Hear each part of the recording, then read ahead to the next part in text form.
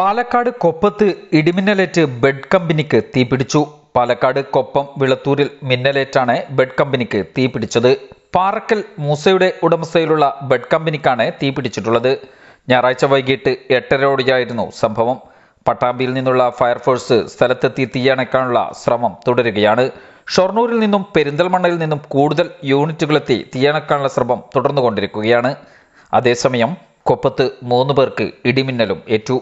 എറയൂർ ശ്രീ തിരുവാളയനാട് ക്ഷേത്രത്തിലെ പൂരത്തിനിടെയാണ് സംഭവം. പരിക്കേറ്റവരെ കൊപ്പത്തെ സ്വകാര്യ ആശുപത്രിയിലേക്ക് മാറ്റി. ഞായറാഴ്ച വൈകിട്ട് 6 മണിയോടെയാണ് അപകടം ഉണ്ടായത്. ഉത്സവത്തിലെ പ്രധാന ചടങ്ങായ കാളവരവ് ഇന്നായിരുന്നു.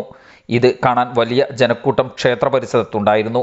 ഇവർക്കിടയിൽ നിന്ന് 3 പേർക്കാണ് മിന്നലേറ്റത്. ഒരാളെ പെരിന്തൽമണ്ണ മൗലാന ആശുപത്രിയിലേക്ക് മാറ്റി. News desk Valluvanad news. School വിദ്യാഭ്യാസം പ്രീ-KG മുതൽ +2 വരെ വിജയകരമായി പൂർത്തിയാക്കാം. ശാന്തമായ പഠനാന്തരീക്ഷത്തിൽ പഠനത്തിലും കലാകായിക രംഗങ്ങളിലും മികച്ച സ്ഥാപനം ISS സീനിയർ സെക്കൻഡറി സ്കൂൾ. പുതിയ അധ്യയന വർഷത്തേക്കുള്ള അഡ്മിഷൻ ആരംഭിച്ചിരിക്കുന്നു. ISS senior secondary school, Ponniyakurissi.